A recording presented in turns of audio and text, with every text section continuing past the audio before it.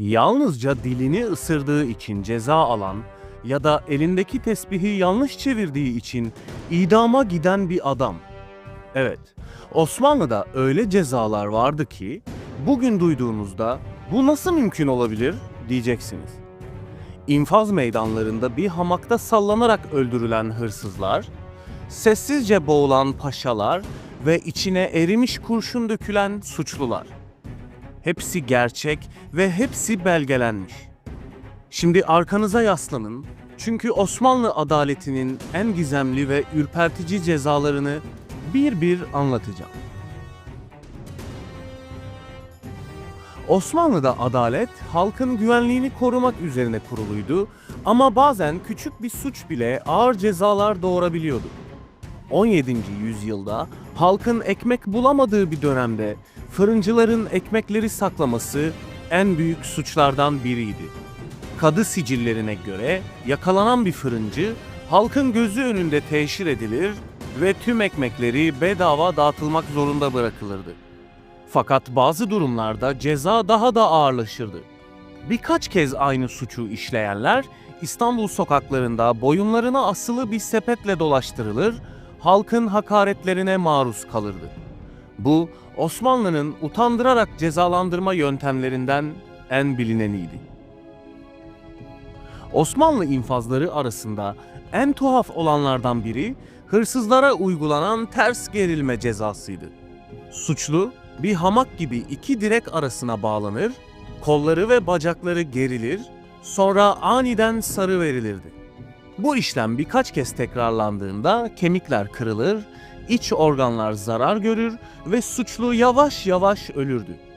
Halk arasında ölüm hamağı diye bilinen bu yöntem özellikle gece baskınlarıyla ev soyanlara uygulanırdı. Rivayetlere göre bu cezayı seyretmek için insanlar meydanlara toplanırdı çünkü Osmanlı cezaları caydırıcı olduğu kadar ibret verici ve gösteriye de dönüştürürdü.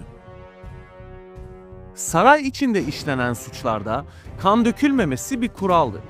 Bu yüzden boğma cezaları özellikle yüksek rütbeli devlet adamları ve saray mensupları için tercih edilirdi. Cellatlar genellikle kement adı verilen ipek bir urgan kullanırdı. İpek seçilmesinin sebebi ise hem sessiz hem de asil bir infaz olmasıydı. Hatta idam edilen kişiye son anlarında dua etmesi için fırsat verilirdi. Bazı cellatlar o kadar ustaydı ki kurbanını nefesi kesilmeden saniyeler içinde öldürür, bu da usta cellat unvanını kazandırırdı. En ağır cezalar vatana ihanet ya da kutsal değerlere hakaret edenler içindi. Osmanlı kroniklerinde geçen bazı kayıtlara göre ihanet suçundan yakalanan askerlerin kulaklarına veya boğazına erimiş kurşun dökülürdü.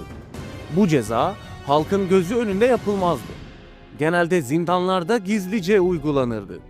Rivayetler kurşunun vücutta yayılmadan önce ani bir kılık durmasına yol açtığını, bu yüzden acının kısa sürdüğünü iddia ediyor. Ancak bunun bir efsane mi yoksa gerçek bir uygulama mı olduğu hala tarihçiler arasında tartışmalıdır. Osmanlı'da dedikodu ve yalan haber yaymak, toplum huzurunu bozmak olarak kabul edilir ve ciddi şekilde cezalandırılırdı. Bazı kroniklerde itirafçıların ve yalan haber yayanların dillerinin kısmen kesildiği belirtilir. Ama bu ceza çoğu zaman tam bir infaz değildir. Genellikle dilin bir kısmı alınır ve kişi konuşamaz hale gelirdi.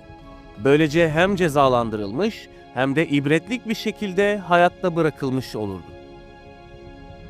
Anadolu'nun soğuk bölgelerinde kışın yapılan infazlardan biri de buz işkencesiydi.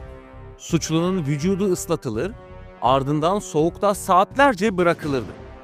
Vücut donarken suçlu bayılır,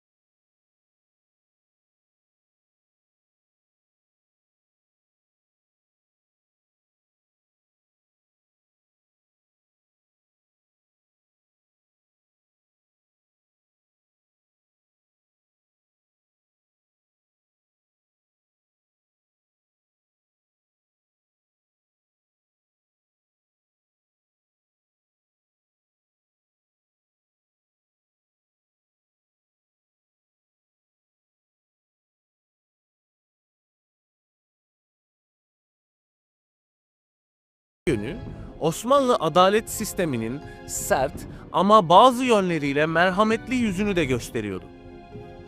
Ve en gizemli cezalar.